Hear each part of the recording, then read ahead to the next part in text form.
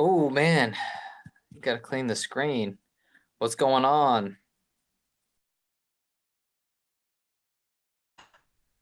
What's going on, people? People of the corn, children of the corn. So just doing a brief cast today. Oh, what's going on, Nikolai? Did you see my title here? I call it hey, what's going on? Um, Kanye West, but also Bitcoin. So I watched a couple interviews this weekend. One is I watched the interview with Kanye and a guy named Big Boy on Big Boy TV. The other is I listened to the interview of Peter Schiff and Anthony Pompliano. Is that the guy? He's the Bitcoin guy. He's pretty hardcore. I really appreciated their interview for sure. So first off with the Kanye shit. Um, are you familiar with any of that, Nick? Did you see any of that stuff going on with Kanye? He released an album on Friday, I believe, called Jesus is King. And I think I talked about it a little bit last time, but I listened to it. Definitely a gospel album. I'm not big into that genre of music. So Nick says, no, I listen to music, but not the interview. So I'm curious what you thought about the music. I mean, I thought it was good for what it was. I thought the music was good for what it was. It's just not necessarily my taste. I'm not a gospel kind of guy. I'm not going to generally listen to that. But it was, if you listen to it, it's obviously put together well. Like you can tell when something's put together well and when it's not. And though he did have one album on there, he had one song on there. I think it was called Follow God. That was kind of more of a hip hop flow. Yeah, so Nick says nods to him for having the balls to do something like that. I'm with you 100%. I'm with you 100%. I think that it took a lot of balls to put his whole brand on the line to further a message that he believed in, regardless of the outcome. And do you have an audience? Are you talking to me? No, I really don't have an audience. I have like 20 followers. So you're my audience now. But yeah, I like to address my phone as though I do have an audience. Um, I like how Kim back him as well. Yeah, Kim definitely seems to be on board with this shit. So I'll tell you what, man, his transformation has really been something interesting to see. I've never been a really big follower of Kanye, never been a big follower of his music. But his I don't even know where I was going with that, to be honest. I've never been a big follower of his music, but we all know some songs from him. Like I like that Gold Digger song has always been one I've loved. And there's a couple others from that album. He Flashing Lights or something. I like that one. There's a few songs I like from him for sure. I'm just not big into the hip hop scene. That ain't my scene for the most part. But I 100% appreciate him playing the role he's playing in the culture right now. He's got bipolar, maybe. I know he's got something going on. So, okay, I watched the interview and it was really good. So I've seen two interviews from Kanye. Well, two big ones. One, he talked to Charlemagne last year. Yeah, last year in the summertime maybe, or in the spring.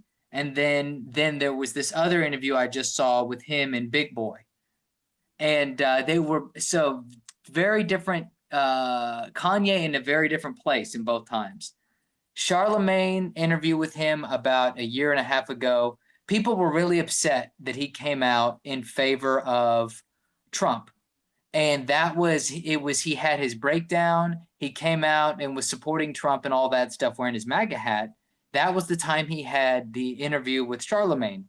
And you could tell that it was a little bit more raw, and you could tell he was going in a direction, but it wasn't quite as clear. This interview, he was much more coherent.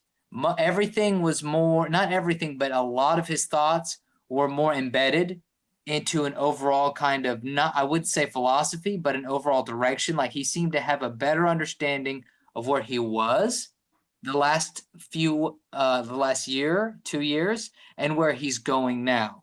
Whereas last year and a half ago, when this stuff kind of started blowing up, um, it was definitely, it was kind of like he was more incoherent. He was in a lot of shorter interviews where people were cutting those up. So people also tried to make him look as bad as possible. So it makes him look more scatterbrained than he was. But in his interview I saw last year, he just didn't quite have such a coherent sense of where he was at and where he was going. And so it's interesting to see that shift for sure. So Nick, to what you said about him having some balls, one, I totally agree. And it was interesting hearing him talk with this guy where he was saying that the only thing that he fears is God. But what's interesting, what I really liked about it, was that you can tell he's saying that, but with the reservations of like a regular dude, right? It was like he acknowledged where his ultimate fear was, but you could tell in his mind he was still processing like the consequences, the possible real life ramifications of some of the shit that he was doing, which is very interesting to me. It's very interesting that taking a listen, I get it. Like I said, I don't really go to church, and I haven't really. I wouldn't say I'm not a Christian, but I don't regularly involve myself in that all the time. And it's interesting to me that it is controversial to be a figure like him and to come out and be like very pro Christianity. I think that's it's funny that is such a ballsy move. And it's not just ballsy because it's off brand, right? The reason it's ballsy is not just because it's off brand. It's also because the time that we're in. The time that we're in, we all have to admit it is not popular. Even though a lot of people are Christian, there's a lot of self-flagellation. So there's a lot of people who are Christians that still feel almost like ashamed for being that way. Like, oh yeah, we need to be more accepting, blah, blah, blah. And there's merits to that for sure. You want to be accepting, but there's almost, it's like the whole white guilt thing as well.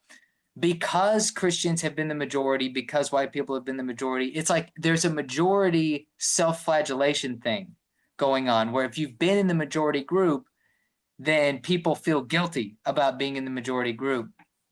And so that leap back from where he was to Christianity is interesting to see in this day and age. Also, he has not given up his I don't think he's given up his support for Trump, which is that is so ballsy. That's probably just as ballsy, if not more. The fact that he calls out Democrats. Now, his interview he was in, he said he stated that he is not telling anyone how to vote. Like if there are some Democrats that I think he said that he likes, and that's okay. But he was like, look, we got to be, but he made really good points that if people expect him to vote a particular way because of his skin color, that is the most racist thing. If people expect him to vote and act a certain way just because of his skin color, that's the most racist thing. And that is so fucking true. And he also talked about it with the Christianity too. That in the interview, he said, look, he was talking to a friend, and his friend was like, but you're a Christian, and would a Christian want you to vote for Trump? And he was like, look, when I'm, last year you're saying because I'm black, I need to vote for this guy. Now you're saying because I'm Christian. He was saying, look, all these white liberals are always telling me how I need to vote. And I'm just like, dude, fucking A, dude. That's what I'm talking about. That's like one of the biggest fucking, for me, I know I'm saying fucking a lot. That's one of the biggest problems I have with the elite in this country And it happens to be that the elite in this country are mostly leftists, or at least the ones in the media. But I'm sure there's non-leftists, but it's the whole like, listen, I know what's good for you, and I'm going to tell everybody else how to run their lives. I hate that mentality even more than left or right. And it just, the elites and the establishment tend to have that mentality. And right now, the elites and the establishment that are running the culture are left wing. Sorry. And they're running it in that direction.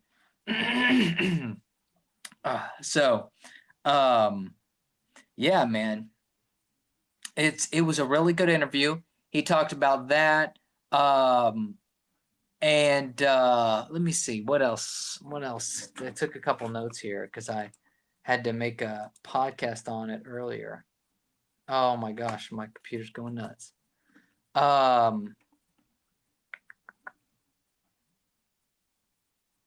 So yeah, victimhood culture. So he talked about victimhood culture, which I thought was really solid. He was saying that he's turning away from cancel culture and victimhood culture because people were saying, "Oh, you're going to get canceled." And he was like, "I don't give a shit about cancel culture." He made such a good point. See, this is what he was trying to say last year, but had some trouble with. He was trying to say that the prevailing cultural narrative is that white people are keeping everybody down.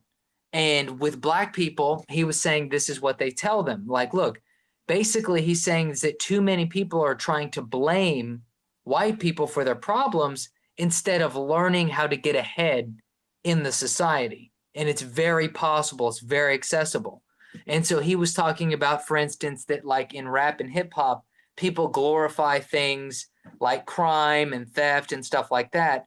But in the black community, no one's talking about going out and buying land. Nobody's talking about investing in their futures, and not just education. In my opinion, education, we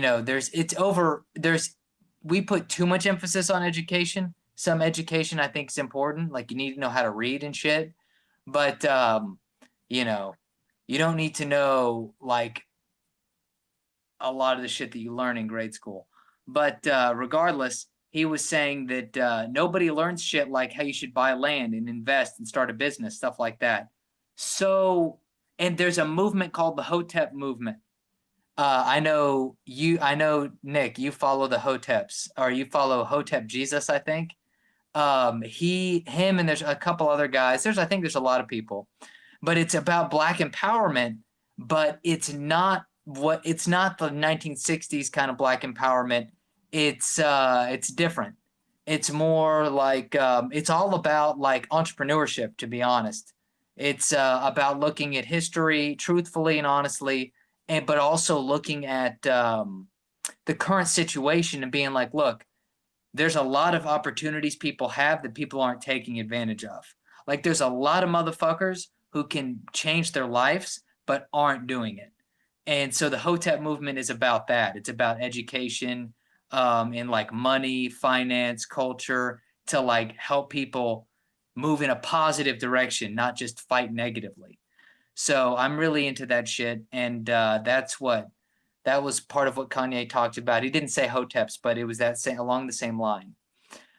He also, something I really liked about the interview, I thought it was really good, is he made a shout out or a call out to all the people at MIT, all the young students at MIT and other universities like Yale, Harvard, wherever. He was telling people, and I love this message, he was saying, stop worrying about your career in the future. Stop worrying about your college loans. He was saying that, look, these people are brilliant geniuses. They can do their own shit. He's like, look, if you're at MIT, don't just do the shit that you get money to do from your college or your department. Do some other stuff. Like use your knowledge and use your genius and your talent to do other stuff. Now, I got something to say about that because I totally agree with him on that. The current environment that we're in And this is, I'll tell you what, this has affected me. I think this has affected a lot of people. Um, because of our lifestyles, like where we go into debt, and just the fact that you go into debt at such a young age in this society hampers the amount of risk that you want to take. So for me, that was definitely a factor. I came out of college with a pretty good amount of debt, not just with school, but also getting a car loan. And for sure, I felt like I could be risky, but there was a limit because there were bills that had to be paid. And so that's how I felt. Now, with a lot of people, I think at those kind of colleges, universities, there's a lot of emphasis on employment and stuff like that, as opposed to, entrepreneurship, small business stuff. That's unfortunate. Here's another thing, though, that I would say to him. I wish what he was saying was the case, but I suspect the people that are going to these high-level universities, some of them are going to be brilliant entrepreneurs, but how many of them are going to be brilliant test takers? You know what I'm saying? Like, how many of the people at like a Harvard or Yale or an MIT are really good in either at taking exams, or they're really good at following instructions to do research, or maybe they're really good bean counters. You know what I'm saying? Like, I know for a fact that there's brilliant people that can come up with new shit at these places, obviously. I mean, I think they come up with shit all the time. But also, you're going to have a good stock of people that are they're built for the system. Like they're great at taking exams. They're great at following directions. And I feel like the people that are great at following directions are not going to be the people that are innovating at the edges. And now, of course, I don't know this. I don't know the data behind it. This is just intuition and from what I've read, like about people that do this kind of stuff. The people that are pushing the boundaries are the ones that think like they can do anything, or they think the rules don't apply to them. Usually they're not like stuck in a rigid, oh, wow, I'm getting a notification. Hey, Mike Cernovich's live notifications are popping up in my live stream, and I don't appreciate that, Mike Cernovich. But he doesn't know who I am, so it doesn't matter. Anyway, that's all I got to say about that. Kanye interview was fire. I really appreciate the direction he's going. Maybe I'll talk more about this tomorrow, but I do believe that there's something going on with, I would say, him, Dave Chappelle, and Trump are some of the biggest cultural influences of our time right now. And I mean that in, a lot of people would hate the fact that Trump is on that list, but he really did push back against what was going on politically, or what he stood for in some ways. I know some people hate it, but some people are going to hate me for saying it, but what he stood for was a lot of different shit from the establishment, which a lot of people needed. Dave Chappelle's comedy special, I have seen such a shift. I said this in a podcast about 2-3 weeks ago, that ever since Dave Chappelle's special, I listen to a lot of comedians' podcasts, like top comedians. I love their podcasts. And ever since that special came out, a lot of people's attitudes have changed towards they haven't changed, but they've been more outspoken. So before Dave Chappelle's special, people would say stuff about the social justice warrior culture, but they weren't so like, they would say stuff about it. People would make noises about it. But after the Chappelle thing came up, then I'm seeing more and more comedians outright laughing at how stupid it is, as opposed to kind of laughing around the edges, if that makes sense. So there's a lot of shit going on in the culture right now. Nick, if you're still with me, did you listen to the interview with Peter Schiff and Anthony Pompliano? So anybody who's listening to this, Peter Schiff is he's an entrepreneur, asset management company, Euro Pacific Capital. I've been following Peter Schiff for years, ever since I was my sophomore year of college, about 2011. And he was like my economics education. I went to university to study economics. and I thought they were learning. I was learning a lot of bullshit. So I found people like Nassim Taleb. I found people like Peter Schiff. I found people like Mark Faber, whatever. And those are the guys I started listening to for economics advice because they live out in the real world. And so, I only want to hear economics and financial advice from people that have skin in the game or had skin in the game, not fucking academics who have never traded a day in their life. So I heard there was a really good interview by a guy named Anthony Pompliano. He goes by Pomp, Pomp on the Twitterverse, and Peter Schiff. Now, it was a great discussion. Great discussion. And Schiff, I'll tell you what, Schiff on Twitter has been coming off as a little bit, in my opinion, I felt like Peter Schiff has come off on Twitter as less informed. That's the best way to put it. Yes. Okay, cool. So Nick, you listened to about 20 minutes of it. Yeah, it was good. It was good. The first probably 15 or 10 minutes was just Peter Schiff's background, but they got into some good conversation. And here's the situation. Here's what I came away with, is that Peter made a really good point. His point was essentially that Bitcoin is not money, because, just there's some semantics here. The way that people classify money is like it has to be a medium of exchange, a store of value, something else. There's like a few criteria that people use. And basically what Schiff was saying is that the critical element that Bitcoin is missing is that there's no store of value. So that it is, even though it has some elements of money, it doesn't have an inherent store of value, so you can't use it for anything else outside of trading it for other stuff. So that was a really good point. And that was, in my opinion, the part of the conversation that I was like, okay, I understand where he's coming from. So I always see him as a bear, and Pomp asked him about his bearish outlook. Yeah.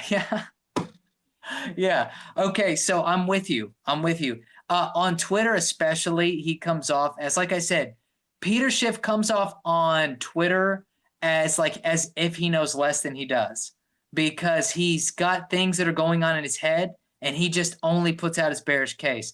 That being said, I have been following Peter Schiff for a long time, and I agree.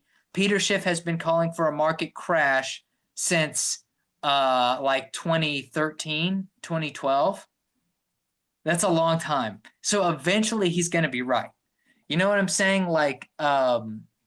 Actually, you know what, man? There's almost too much. I'm going to review my notes tomorrow because I'm going to do an audio podcast on it, and then I can talk a little bit more about it during another video cast.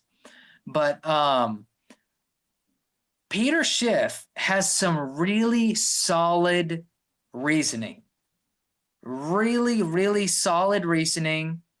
There's a weird, interesting mix that I catch in him. There is a weird mix of a very wise, traditional understanding of things that when you hear it, it's like, very good point. Very good point. Like when he talks about gold, so I am more bullish on Bitcoin than Peter is. That being said, I 100% understand. I think I understand, and I agree with his take on gold. Now, part of that is also from what I've learned from Nassim Taleb, what I know a little bit about history myself, and also listening to Peter Schiff's, what his logic is behind gold. Gold, according to Nassim Taleb, is what we call Lindy, I believe. I could be wrong. I hope I'm not wrong. But Lindy means that it has survived for a long period of time, and it is likely to survive for a long period of time. And we don't always know the mechanisms for why that is, but the longer something has lasted, the higher the probability it will last into the future. And now there's limits to that, right? It doesn't go on to infinity, but it like gold is a really good example of that. People have been using gold for money for thousands of years, and the idea that it will probably be used again, I would say, like from a more traditional wisdom standpoint, like we've used it for a long time. There's good reasons for us using it, really good reasons for humans to use gold. It will probably be used again. Gold is like, if the power goes out, gold's still there. You know what I'm saying? If there's an EMF attack, gold is still there. Like it's there. So I think that his case for gold, he doesn't bring up if the power goes out, but his case for gold, I think, is really solid. I'm on board with it. His case against Bitcoin, I understand where he's coming from, and I think he has a point. He has really good points against Bitcoin. I still think it's worth investing in as long as you're aware of the risk. And basically, the way I looked at Bitcoin today going forward is that Bitcoin is more like a digital currency and not like digital money. So the difference is that that Bitcoin isn't an inherent store of value. You can't do anything with Bitcoin outside of trade. So according to that standard, it wouldn't necessarily be money. You can't put it in anything. You can't make jewelry. You can't hold it for a long period of time in an emergency. Like, of course you can if your cold storage and everything lasts. But there's no inherent value to it. It's only used for trading, kind of like digital paper. But it's scarce, and there's a perception of it that gives it value. Like a fiat currency almost, except it's digital and it's scarce. I really think the scarcity aspect of it is one of the most appealing parts of it. I do agree with Peter Schiff that it is more speculative, but I do also think it can be used as currency. But I understand Peter Schiff is making a detailed but yet informed argument that there's a difference between money and currency. Like he says, the US dollar is currency, gold is money. And you can use currency as a substitute for money, but it's not real money. It's only a substitute. And he makes the point that basically Bitcoin is a substitute for money. And he makes the point that, yes, now here's the thing, though. Here's where I think Peter Schiff is where I disagree with him. I think that Bitcoin could become very valuable based on trust alone. In that I think he underestimates how people could want to go to Bitcoin to escape, either problems with the US dollar. I think people will go to gold with problems with the US dollar, but I think people will go to everything if there's problems with the dollar or problems with the RMB or the yen, whatever it is. So, yeah, I don't know. Nick, what do you think about that? Nathaniel, we're talking about you always come in at the end, but I'm talking about Bitcoin. There was a debate about Bitcoin and a gold guy. Bitcoin has that freedom. Yeah, I agree. I like Bitcoin, man. I like Bitcoin. I personally, I am also looking at it fairly speculative. I think it can be used as currency. One thing that does worry me is potential government regulation about it. And Nick, I have a question. Do you know what's going on with the China situation? Bitcoin is a right-wing conspiracy. Okay, so Nathaniel says Bitcoin is a right-wing conspiracy by Russia to force capitalism on the world. Yeah, I figured. I was like, yeah, that's some funny shit. There is an idea that, I guess it's not an idea. China is going to develop they're going to digitize their currency, apparently, but I don't quite understand the ramifications of this. Yeah, I agree, Nick. I think it would be hard for them to, I think Bitcoin would be hard to control. I agree. But I wonder, but they could make it difficult for banks. They could make it difficult for banks. China is going to focus on blockchain. Yes. So I don't understand this. I don't understand this. I see Pomp, if you can fill me in, Pomp is going on and on about why. What was I saying? Oh, I was talking about Kanye earlier, about the album and some of the just the significance of it. But hold on here. I came to 2 days after Zuckerberg said they would, and that okay, interesting. Yes. So here's okay. But what? Why is that so significant? So I have a problem understanding why China using blockchain is a threat to the United States. Like I fundamentally just don't. I don't see why it has to be a national endeavor, and I don't see how it threatens the U.S. either. Um, I just don't, because China can still, couldn't they still theoretically destroy their currency on the blockchain?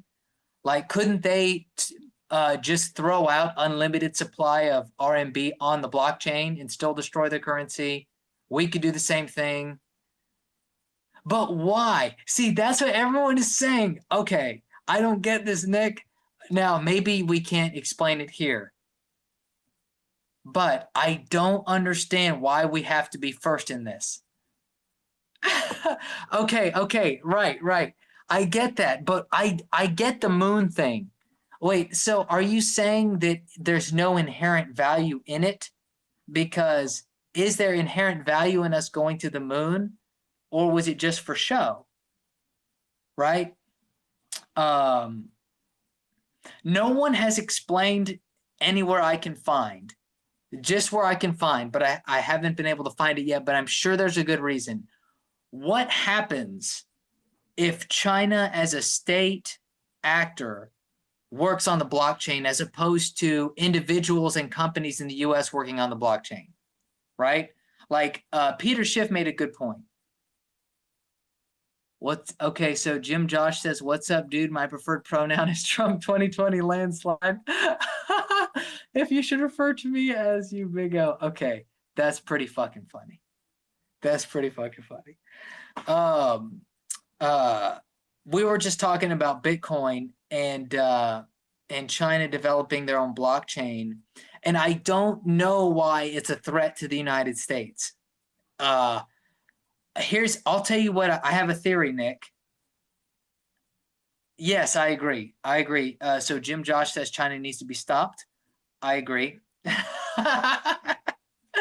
Oh, I love this, man. I love how the comments devolve into this Trump 2020. So we've got Nathaniel. He might be gone, but Nathaniel's very anti-Trump. And he likes to come in here and say anti-Trump stuff, which is cool. He doesn't go too crazy on everybody. But I don't think he's in here right now. But then now we've got you guys in here, which I appreciate. Obviously, I'm gonna vote for Trump in 2020. But basically, China's developing the blockchain, but I just haven't found why it's a threat. So I understand the space race of the 60s, right? The space race about, part of that was also about being afraid the Russians could launch satellites that have missiles and stuff like that. And I get it. We don't want to fall behind in technology. That was important. But with the blockchain, why Peter Schiff made a point like JCPenney's. He said that like JCPenney's could have their own blockchain and have their own coin. Like, couldn't there be many, many blockchains? Am I wrong? Or does there have to be one? So I was under the impression that like you could have all kinds of blockchains. And okay, so yeah, Josh is saying that you can have many. So I guess I don't really understand what China's doing with the blockchain. And I was thinking, so Josh, so Nick says the yen could take USD place if they go at it first. Maybe. I don't think they will. Because the Chinese, man, I'll tell you what, bros, there's some interesting shit going on in the world today, financially, with the US and China. There's a couple of accounts that I follow on Twitter that I do believe are pretty high level accounts, that they're the financial things that we're doing that aren't that we are not reading about in the mainstream are very interesting. Very, very interesting. And there's one guy that believes that we are on the precipice of a whole financial reset. And this is also, I've already spilled what I've had to say about gold for this episode. But there's talk that gold will be used again after this next financial crisis. And there's a guy on Twitter, the EU wants a single currency in Europe. So Josh says the EU wants a single currency in Europe. That's true, but the euro is struggling immensely. Okay, guys, I'm going to tell you this. You might already know this. But we've been, if you can look this up on Google, the Fed has been injecting tens of billions to hundreds of billions of dollars on a weekly basis into a market in the U.S. financial market, which is about short-term interest rates. So there's major financial entities somewhere in the world that cannot get money, and they need money, and the Fed views them as so important to the system that they keep bailing out this entity.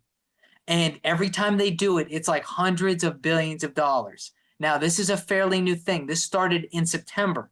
This started when I was in Taiwan. I read the headlines. It showed up on Bloomberg, and I almost had a brief heart attack in Taiwan because I was like, holy shit, is this happening right now while I'm overseas? And I wasn't prepared. Because I've been all about the new I'm not all about, but I've been like trying to be prepared for the next financial crisis, right? But I just don't have any money. It's hard to be prepared when you don't have a lot of money. So anyway, there is speculation that the Chinese could be heavily involved in one of the entities that needs the money. Some people believe, there's a guy that has a whole theory that and this is a theory, that the Chinese are orchestrating. They're going to orchestrate a massive sell-off of assets. Oh, dude, Yang is so dodgy. They're going to organize a massive sell-off of assets, and they're going to force the Federal Reserve to create so much money, bailing out the system, that the dollar is just destroyed. Now, the Chinese yuan is also basically fucked. So if you follow financial news, not financial news, but if you follow certain financial individuals, you'll see that China has two currency system, internal and external system. Their whole currency on their internal side is fucked. They've printed way too much money. They need way too many US dollars. The whole system's fucked, guys. It's fucked. Anyway, I'm not worried about the Chinese taking over because of the blockchain, but I don't know enough. I don't know enough about the blockchain. So Nick says, Lebanon is going through a bad crisis now. Citizens can get their money out of the banks. Yes, I know. Did you know a bank in Kentucky just failed today as well? But I don't know how common that is. I'm sure some banks fail all the time. So Nathaniel, here we go. Nathaniel says Trump inherited a brilliant economy. Praise King Obama. My goodness. But yeah, there was a bank that failed, and I don't know though how out of the blue that is. I'm sure certain banks have failed throughout all. I'm sure banks fail, but are we on the verge of another financial catastrophe? Maybe, but I hope not. But that interview with Pomp and Peter Schiff, you should check it out. Anyway, guys, hey, thanks for tuning in, listening to my rant today. I got to go to bed now. I'm a tired little bitch.